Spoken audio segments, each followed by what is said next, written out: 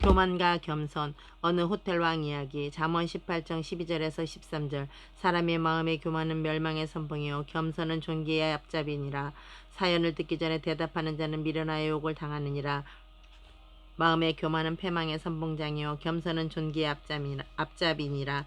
겸손은 자기 자신을 낮추고 남을 존중하며 사랑하고 배려하는 것이고 하나님께 최선을 다해 섬기고 기도하는 자세입니다. 인류 역사를 통해서 살펴볼 때 성공한 사람은 거의 다 겸손했고 세계적인 재벌들 거의 다 부모님께 효도하고 하나님께 낮은 자세로 기도한 인물임을 볼 수 있습니다. 겸손하면 가정도 화목하고 아이들이 잘 자라고 찬송 소리가 울려 퍼지는 것을 보게 됩니다. 목사님이와 전 교인이 겸손하면 교회가 화기가 넘치고 성령이 충만하고 부흥 발전할 세계 만방에 선교하는 것을 보게 됩니다. 정치 외교에서도 겸손하면 나라와 나라 간에도 화목하여 전쟁이나 분쟁이 없는 것을 보게 됩니다. 회사에서도 대표가 겸손하면 전 직원이 겸손하게 할 일들을 잘하는 것을 보게 됩니다.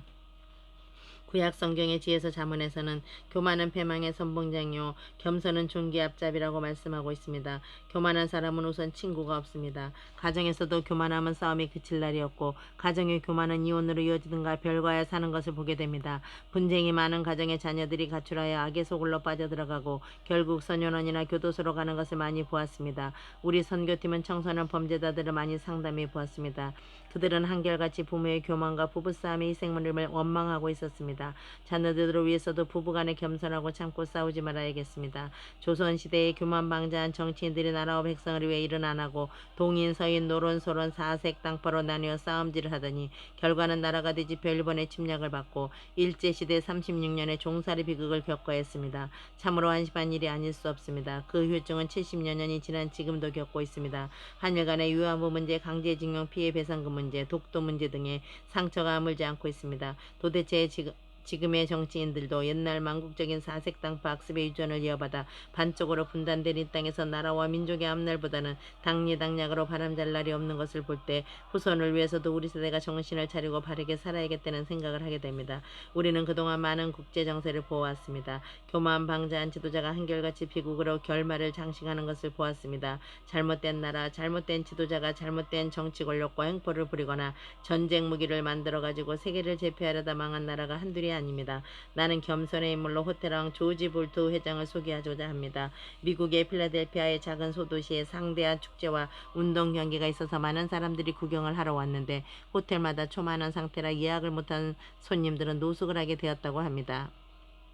그런데 예약을 미처 하지 못한 어느 노신사 부부가 폭풍우가 치는데 방을 구하지 못하고 헤매다가 어느 작은 호텔을 발견하고 도움을 요청하러 들어갔으나 역시 객실이 없어 되돌아 나오게 되었는데 비에 젖은 이 노신사 부부를 보고는 젊은 남자 종업원이 나와서 손님 지금 이곳은 예약이 벌써 끝난 상태이고 어디 가나 초만원입니다. 그러니 제가 쓰고 있는 방을 빌려드릴 테니 좀 누추하시더라도 하룻밤 쉬어 가시겠습니까? 라며 겸손하고 친절하게 말했습니다. 노신사 부부는 종업원의 선심에 감사하면서 하룻밤 잘 쉬어가게 되었답니다. 다음날 아침 노신사는 너무 고마운 마음에 은혜를 갚을 생각으로 그 야간 종업원 청년에게 꿈이 무엇이냐고 물었습니다. 그 종업원은 제가 호텔에 있다 보니 호텔을 갖고 싶은 게 꿈입니다. 하지만 이건 어디까지나 꿈이죠 라고 대답했습니다. 이 노신사 부부는 호텔을 떠나며 그 종업원의 이름과 지나온 경력, 전화번호, 주소를 적어가지고 돌아갔습니다. 그리고 언젠가 한번 자신의 집에 초대를 할 테니 꼭 와달라고 하는 것입니다. 종업원은 그냥 인사치레를 하는 줄 알고 그렇게 하시라고 한 뒤 그 노부부를 편안하게 배웅을 했습니다. 필라델피아의 작은 호텔의 야간 종업원은 그로부터 2년 반 뒤에 노신사로부터 한 통의 서류 봉투를 받게 되었습니다. 그 봉투 안에는 뉴욕으로 와달라는 비행기 왕복 티켓과 초대장이 들어 있었습니다. 초대를 받은 그 종업원은 뉴욕으로 가서 그 노신사를 찾아갔는데 눈이 부실 정도의 휘황찬란한 호텔이었습니다.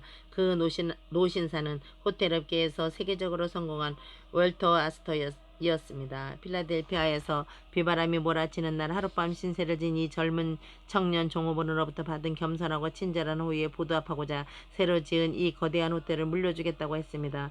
귀군은 미국에서 가장 좋은 호텔의 주인이 될 자격이 충분하네. 귀군의 은혜에 감사하며 호텔을 하나 새로 지어서 기증하니 잘 운영하여 큰 사업가가 되기를 바라네라고 극도의 칭찬을 하였습니다.